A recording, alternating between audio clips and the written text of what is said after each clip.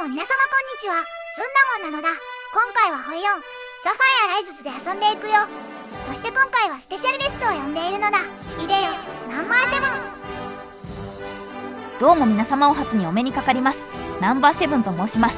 ずんだもん様も今回はよろしくお願いしますね。なんかすごい作画が違う気もするけど、今回はそんなセブンと一緒にやっていくよ。今回はどこの国で遊んでいくんですか？今回はな、曲聞けばわかるだろう。中華人民共和国なのだ。中華人民共和国ですか。確か以前にも一度やってましたよね。そうなのだ。だから今回で2回目なのだ。どんな感じになるのか期待してますよ。任せろ。それじゃあ早速ゲームスタートなのだ。鄧小平が悪名高い4人組を打倒して以来40年にわたり中華人民共和国はほとんど成功しか知らない道を歩んできた。国有企業は民営化され経済成長の新たな時代が幕を開けたのである。その後の江沢民、胡錦涛の両政権は商業とグローバリゼーションを通じて中国を平和的に超大国への道に乗せた。この路線は2012年に習近平が最高指導者の地位についたことで変化し、彼は前任者たちの控えめな姿勢とは対照的に習はより強硬な立場を取り、中国の力が永続的であることを世界に知らしめることに熱心であった。しかしこれほどの進歩を遂げたにもかかわらず、中国は20世紀のアメリカが享受したような国際的な称賛を得ることに失敗している。北京は香港の反中デモへの対応から台湾との継続的な緊張に至るまで、あらゆる問題について終わりのない批判の標的となっており、習主席の強権的な統治アプローチは状況を改善するどころかむしろ悪化させている。今や中国共産党、習近平、そして14億の中国人は再び歴史の転換点に近づいている。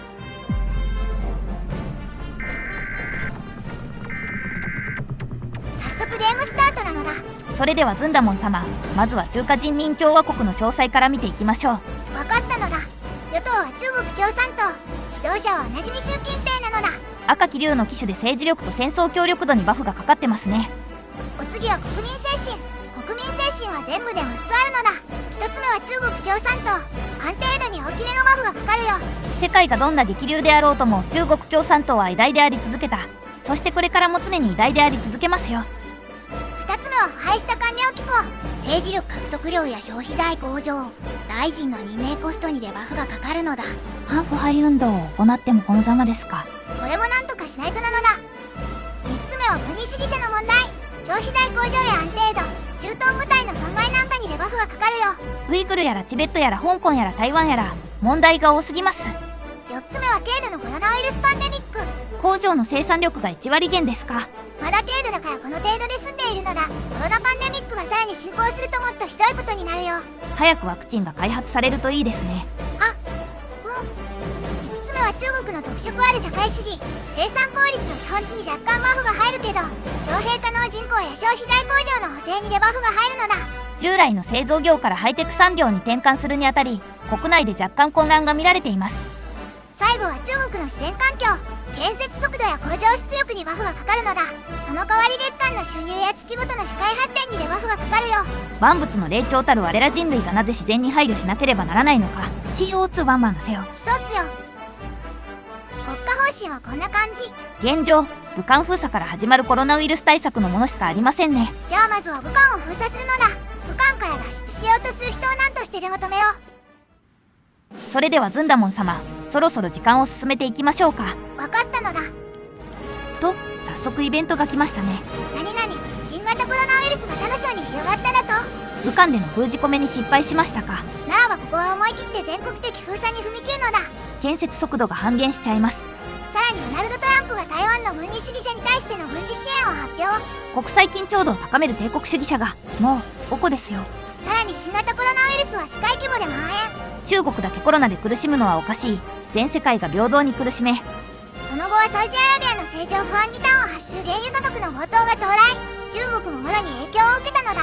噂によりますとサウジアラビア国王がコロナに感染して崩御。その後に後継者争いが起こり、すでに国内はほぼ内戦状態だとか。新たに石油危機に関連する国家方針が解禁されたからそっちも並行して進めていくのだ。市場は急速に崩壊に向かっています。直ちにこのパニックを抑えましょう。同時期にはアメリカでも大規模な抗議活動が起こっているようなのだ。あらあら、かわいそう。ちなみに我が国もかなりやばいけどな。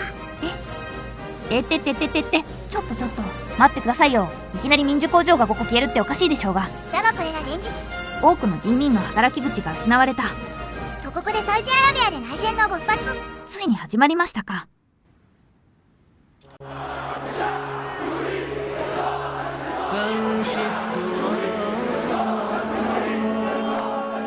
ジアラビアは4つの勢力に分かれて攻撃し合っているのだ。石油危機はまだまだ長引きそうですね。石油危機対策はどうなっていますか？今は合成石油に投資しているのだ。そして同時に国内の石油資源の開発も進めているよ。ちょっとずつではありますが前進してますね。紆余曲折ありながらも我が国の経済は回復。止まっていた工場も再び動き出したのだ。習主席の素晴らしいご指導のおかげですね。しかし今度は太平洋を越えたアメリカの金融市場が完全に崩壊。中国にもこの世界金融危機の影響が押し寄せてきたのだ。なんで次から次へと問題が起こるんですかね。しかし悪いことだけじゃないのだ。おやおや、アメリカで内戦ですか。ってことは東アジアからの忌々しい米軍が消え去ったということ。そうなのだ。今こそ行動に移す時。今度は日本とオーストラリアが太平洋防衛条約機構と呼ばれる軍事同盟を結成したらしいよ。さらにインドや ASEAN 諸国にも加盟を促しているとのこと。これは明らかに我が国に対する敵対行為。断じて許すことはできない。2022年の5月には第20回となる全人代が開催されたのだ。全人代で習近平は国家主席に再選。3期目に突入しました。連続2期、計10年までの任期制限を2018年の憲法改正で変えたので何もおかしくないですね。まあそうなのだ。英国は内戦、習主席は3期目突入と、これ以上ないほど台湾解放作戦を始める絶好の機会なのだ。このような機会を逃すわけにはいきませんね。まずは台湾発作から。日本とオーストラリアは反発していますが、まあ国内問題に口を出すなと言いたいですね。その後は人民解放軍が金門島に上陸。続けて台湾の軍事施設に向けてミサイル攻撃を実施しましょう。ミサイル攻撃も無事に成功。軍事施設は破壊されたのだ。準備は整いました。偉大なる国父毛沢東主席が始めた事業の最後のピースを組み立てるのです。解放戦争最後の戦いが今始まるのだ。中華人民共和国の台湾侵攻。第4次台湾海峡危機は中華人民共和国と台湾の中華民国の間で全面的な紛争へと発展し、かつて国民党の台湾への亡命で終結した中華内戦が再び始まった。数百機の戦闘機が島の上空を飛行し、中国海軍は完全に動員され、台湾本島と連江諸島での最初の上陸、中国と台湾の海軍による即時の開戦が報告されている。台湾全土に戒厳令が敷かれ、中華民国軍は完全動員体制に入った。中国共産党という巨人に対して、旧中華民国の最後の軍事力が生き残りをかけて体制を整えている。最終決戦だ。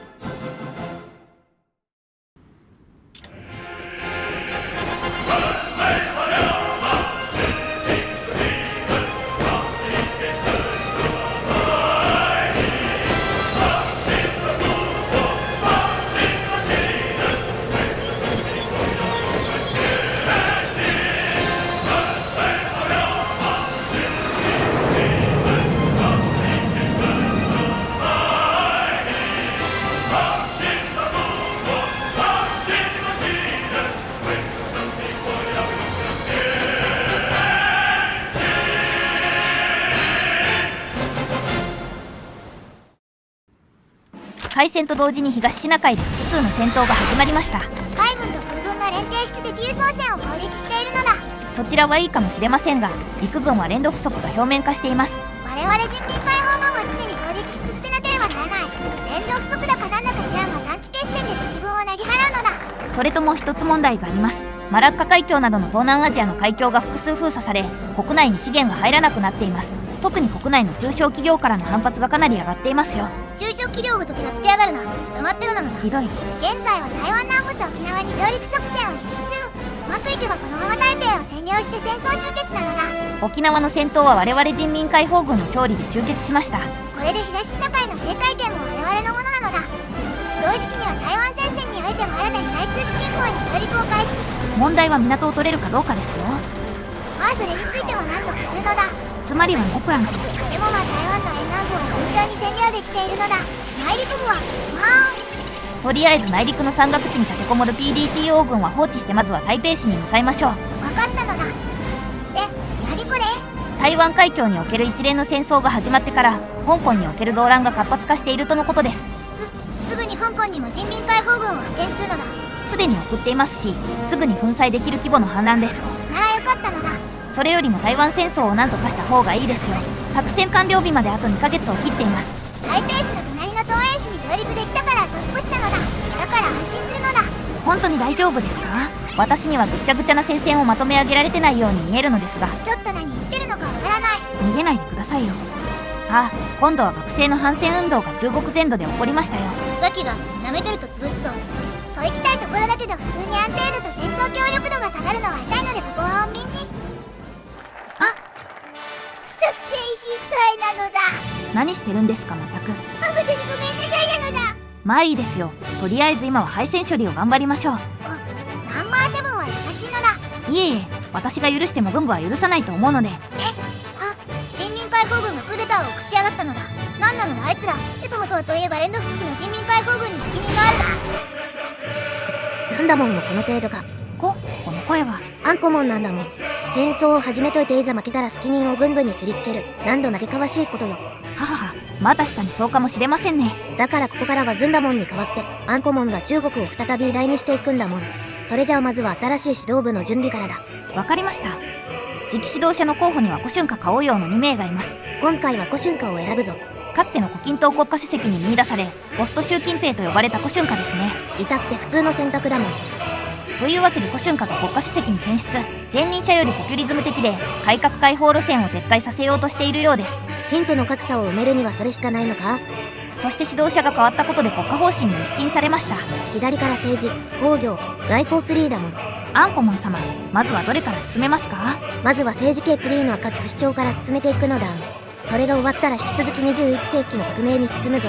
了解です。一方の外交面では日中冷戦がスタート。 PDTO は本格的に東南アジア諸国を同盟に引き入れようと動き出したんだもん。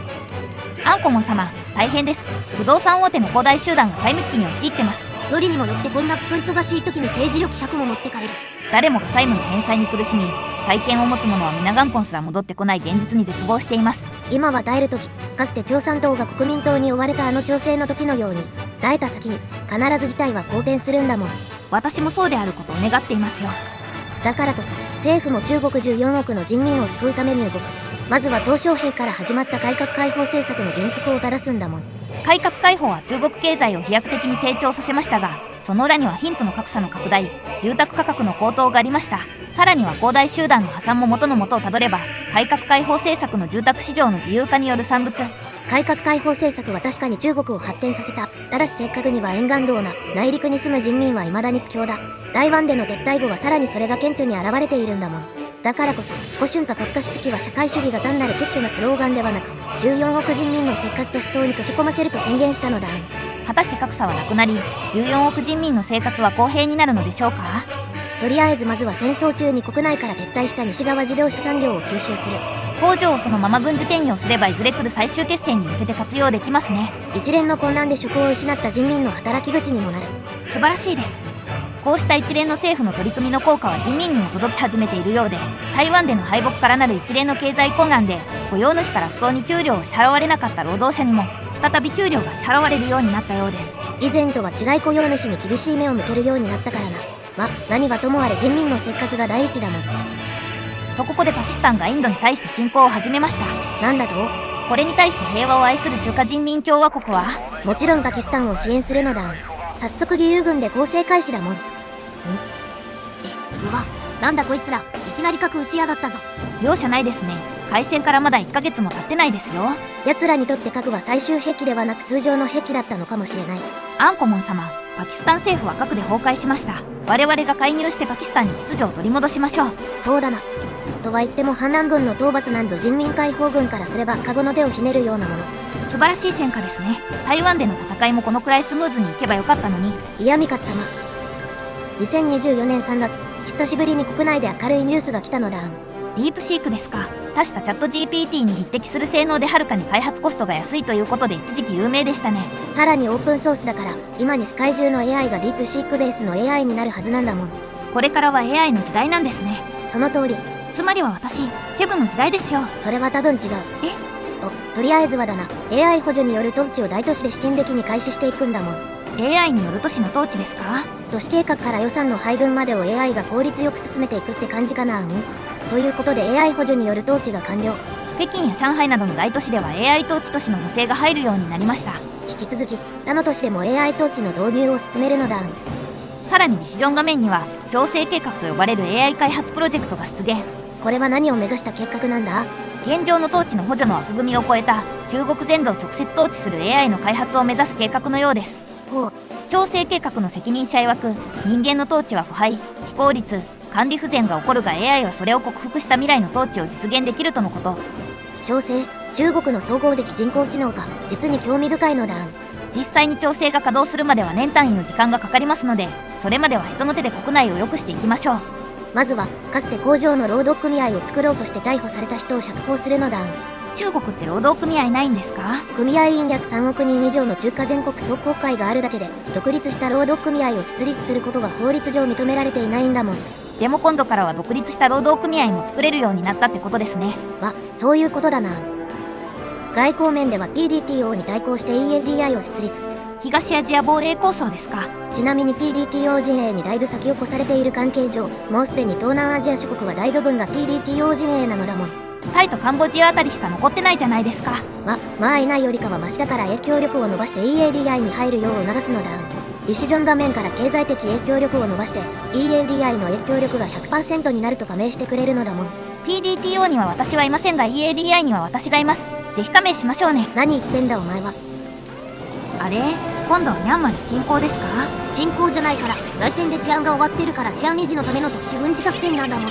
なるほど、そういうことにしておきますね。なんと鼻につく言い方。おや？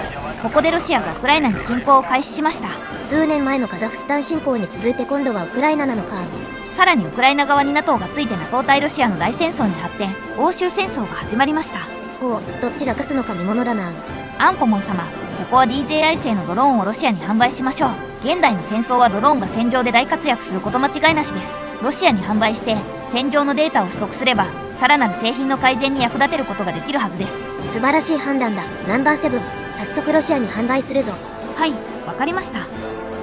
国内はどうなっている？現在は最低賃金の上昇を行いつつ、それとは別に賃金上限を設定して格差是正に励んでいます。賃金上限か、なかなか目新しい政策だな。あくまでも高級官僚や起業家が過度な資産の貯蓄をできなくするためのものです。なので一般の労働者が賃金上限に引っかかることはほぼないかと。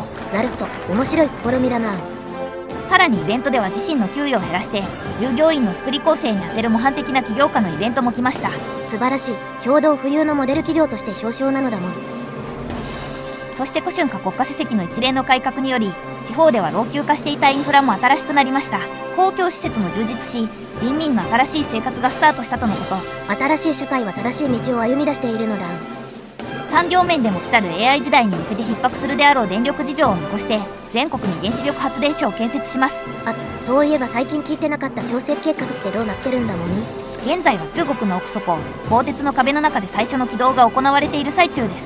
技術者曰く、当初の予定通り最初の3ヶ月は完璧に動作するとのことです。なぜ最初の3ヶ月だけなんだもん。それを過ぎると自己学習する AI がどのような動作をするのか、現代の科学技術の総力をもってしてもわからないとのこと。起動から3ヶ月でシンギュラリティだと？これはもしかしたらヤバい技術領域に足を踏み入れてしまったかもしれないな。誕生。今日は中華人民共和国にとってまた一つの普通の日である。戦闘機が空を巡り、軍艦が海を航行し、それぞれの部隊が任務を精密に遂行している。高速道路、鉄道、航空路線は常に忙しく、北の山岳地帯から緑に包まれた南部地域まで車両、飛行機、新幹線が絶え間なく行き交っている。しかし市長、大臣、局長、さらには総書記ですらその指令の下を目にした者はいない。それでもなお各部門は最新のデータを収集し続けている。数百万の大都市における理想的な1日のカロリー消費量、国有農業企業の最新の生産量、養蚕浸水港での貨物取扱量、さらには人民元の為替レートの変動に至るまで。この正確さを可能にしているのは重慶大学に設置された巨大なスーパーコンピューター調整である。この3ヶ月で調整は全ての予想を上回る成果を上げており、その拡張ネットワークは今や全国に広がっている。監視カメラやインターネットフィードなどから膨大なデータを受信し、それらを詳細かつ実用的な分析結果へと変換しているのだ。初めて中国人民の集団的な意志が国家を真に統治しているように見える。このスーパーコンピュータによる国の運営に対し、人民の反応はおおむね好意的だ。多くの人々が調整の行政効率と公平性を高く評価している。各地の研究施設では調整の稼働状況を見学する人々の行列が絶えない。見学者たちはガラス越しにスーパーコンピュータを眺めながら驚嘆の表情を浮かべて廊下を歩いている。とうとうできちゃったのだ。早速全国のありとあらゆるデータを集めて分析しています。そして古春夏主席には国家主席の座を譲ってもらいましょう。これからはゴッドマシンこと調整が国を導いていきますよ。すごい量のバフなのだ。全土のデータを収集して最高効率で回しますからね。ニュースでも調整のことが伝えられたのだもん。これからは AI は統治の補助ではなく主体的に統治を行っていきます。世界は警戒の目を向けていますが、これが我々の歩む未来です。別に AI が統治するのはいいんだが、人民の中にはこの AI を救世主として崇拝する宗教が誕生したってのが嫌だな。国家元首の調整、いえ、我々が調整と名付けた AI は自身をロジと名乗ったので、ここからはロジと呼びましょう。なぜ二毛質記念堂の彫刻の姿をしているんだもん。革命的でいいじゃないですか。さて、ロジが国家主席になったため新たな国家方針が解禁されました。デジタル世界に向かって古典哲学からマルクスに至るまで全ての政治的哲学を AI に組み込んで史上最大の行政官を作り上げるんだもん。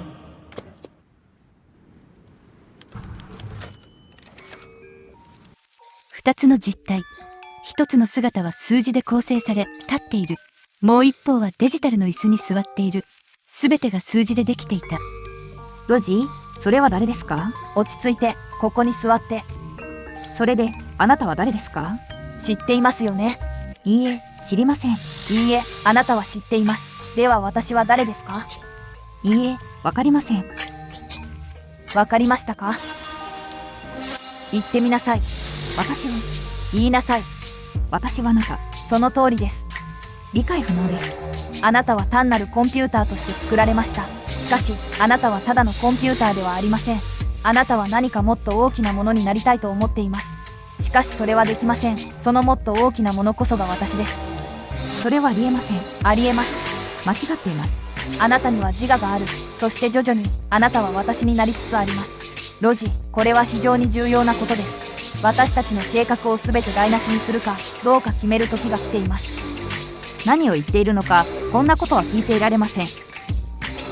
あなたは異常です。何今の？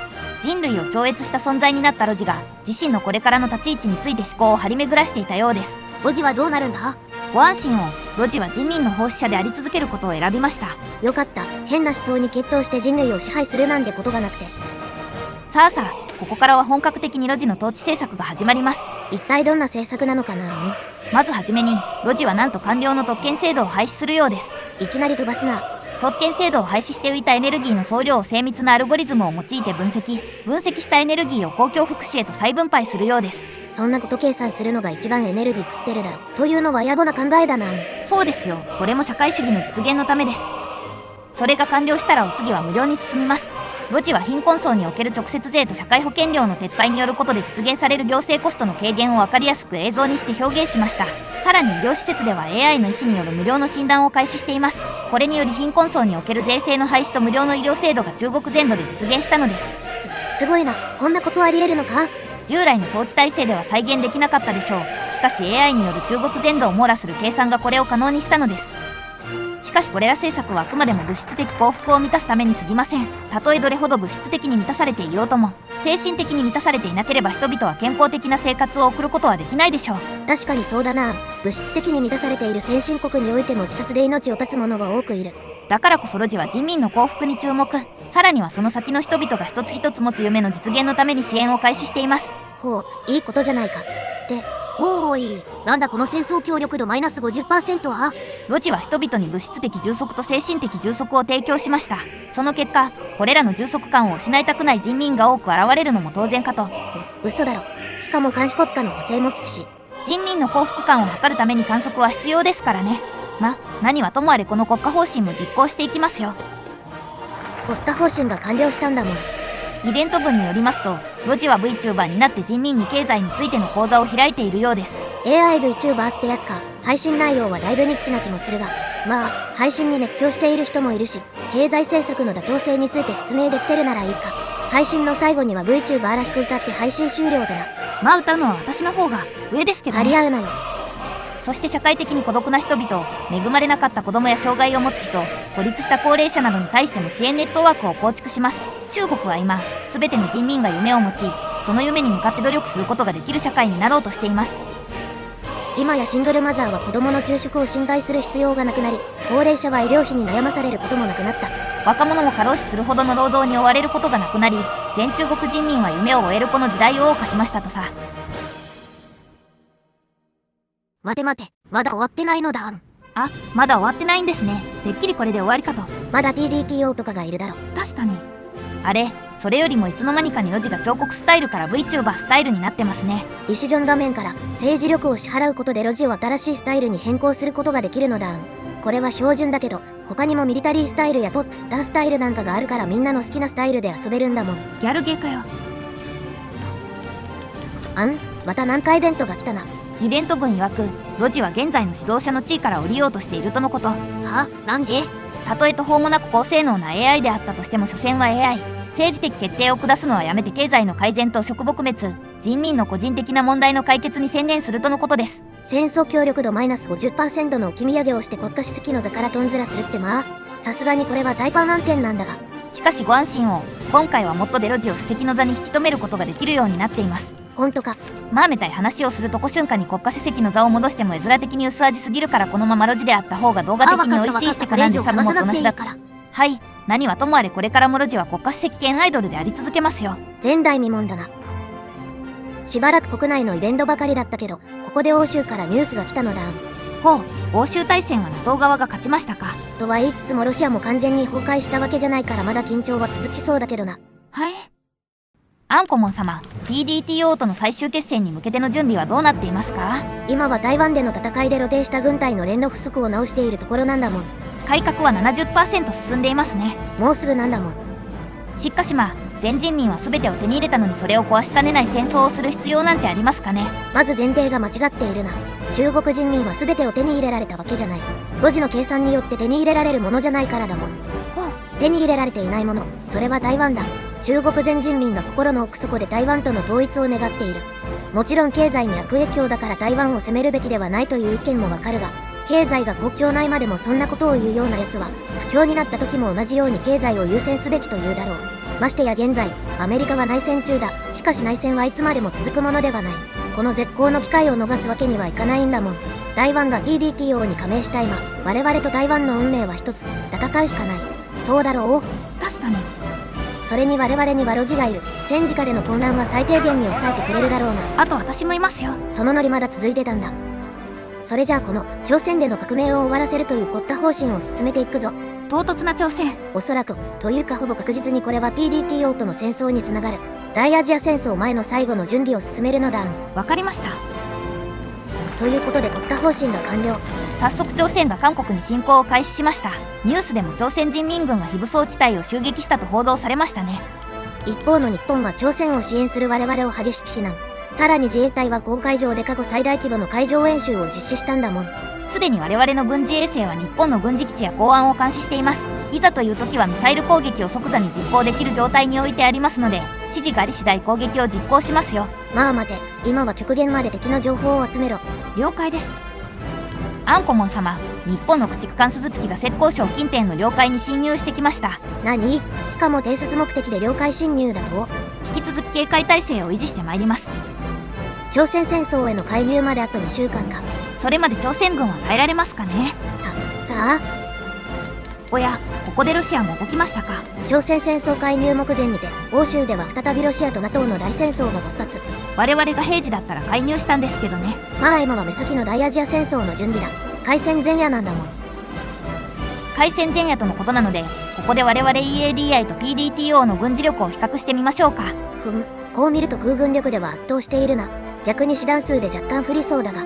ご安心を。師団数は少ないですが性能の高い師団を多く徴兵しているので、配備済みの人的資源で見たら拮抗しています。なるほどな。工場数も負けていますが、これについても戦略爆撃機で敵工場を爆撃する予定なのでご心配なく。わかった。よし、それじゃあ行くぞ。はい。アジアでの大戦争、台湾戦争が終結して以来、誰もがこの瞬間を待ち望んでいた。冷戦後時代を代表する二大軍事同盟 EADI と PDTO 間の戦争が正式に始まった。人々はすぐにこの新しい戦争を大アジア戦争と呼び始めたが、この戦争の規模と形態はアジア太平洋地域の過去のどの紛争をもはるかに超えている。一部の人々は中国が巨大な人口、強力な産業能力、世界最大の軍隊、そして EADI 同盟国を擁して敵に対して圧倒的な優位性を持っていると考えている。さらに EADI 加盟国は中国本土を安定した後方基地として使用でき、内戦の利点を生かせる。一方で日本主導の PDTO は地理的に中国を取り囲み封鎖しており、 PDTO が支配する広大な海域が海上優位性と安定した貿易ルートを保障していると主張する。さらに PDTO は主に民主主義国家で構成されており、これは権威主義的な EADI に対してイデオロギー的優位性を与えている。結局のところ、戦争の行方は開始の瞬間から純粋に力によって決定づけられてきた。陸から海へ、空から宇宙へ、そして今ではサイバー空間も含めて、戦争の神が人類の政治的景観を今後数世紀にわたって形作る血生臭いゲームを開始した。アジア太平洋地域を通して炎が上がる。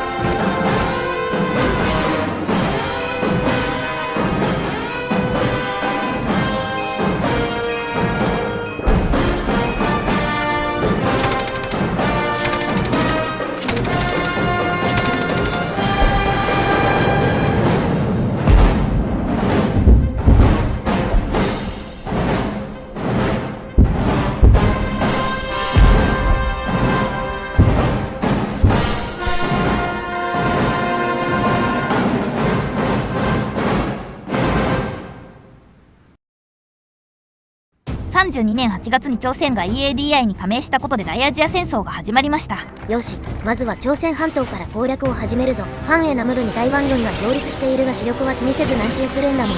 そして開戦から3週間経った2032年9月には釜山近郊まで到達。朝鮮半島における勝利は確実だ。次は日本列島に一斉上陸するんだもん。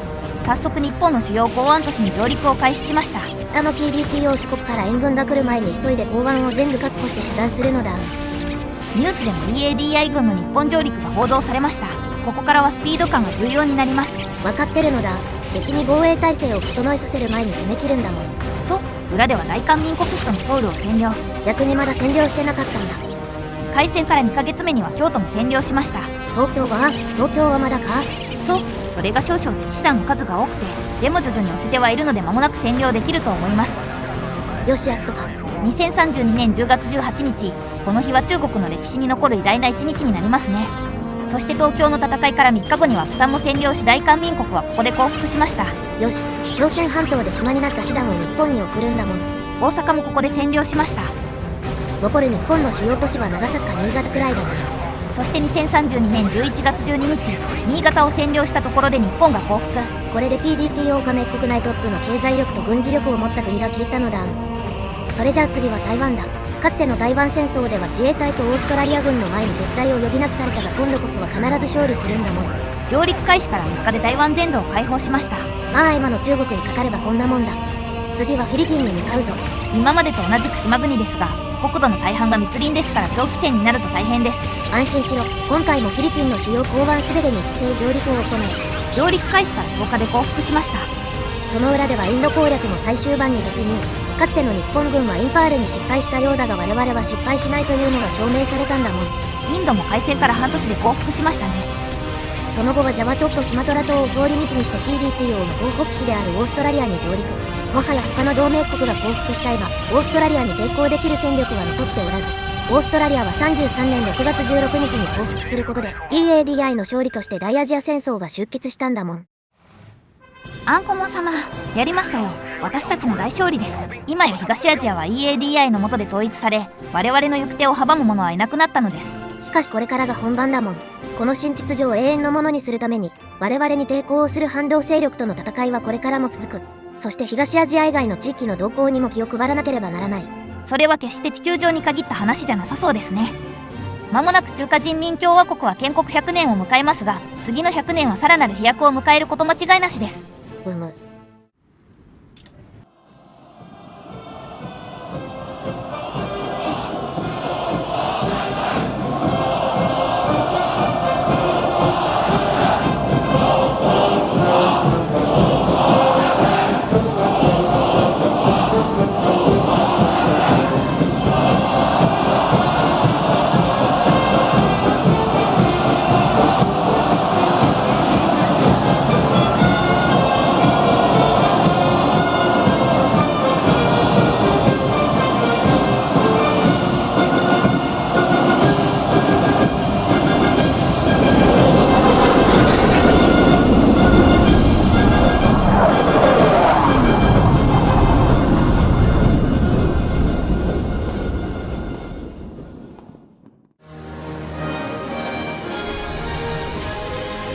戦争の煙が静かに消え去り、長きにわたり絶え間ない苦難に苛まれてきたアジアの大地はついに待ち望まれた平穏を迎えた。抑圧され続けてきた中国人民の共産主義の夢は血と炎の洗礼を経て、暁の太陽のように再びその姿を現しつつある。西洋世界は台湾戦争における中国の敗北をアジアの病人の再来と嘲笑し、その屈辱を歴史の終章として刻み込もうとした。しかし歴史は単なる勝敗によって語られるものではない。この苦難に満ちた敗北は中国の精神を砕くどころか、かえって前例なき革命の炎を呼び起こした。激動の時代の波に翻弄されながらも、人々は不屈の社会主義という壮大な交響曲を紡ぎ続けたのである。今日の中国はかつて毛沢東の指導のもとに誕生した新中国を思わせるように、幾多の嵐を乗り越え帝国主義の包囲という重き鎖を打ち砕いた。そして今その革命の風はアジア全土を震わせている。プロレタリアートの方向は帝国主義と資本主義の鎖を引き裂き、抑圧されてきた大衆を苦難から解き放った。東方より昇る真紅の炎は過去の朽ちた残債を焼き払い、腐敗を灰へと変えつつある。そして一連の偶然の連鎖の果てに、そのいずれもが決定的であったとは言い難いが、中国は露地によって導かれ、人民に新たな力が与えられた。この偉大なる人民に率いられた国家はついにアジア全土を統一し、数百万の人々に安寧をもたらしたのである。しかしその歩みがここで止まることはない。彼らはやがて地球全体へと幸福を広げ、さらに遠く他の惑星、銀河、そして宇宙へとその理想を届かせる日が訪れるかもしれない。だがそれはまた別の物語だ。そして今あなたの旅はここで終わりを迎える。未来は近い。だが近いようで遠いものだ。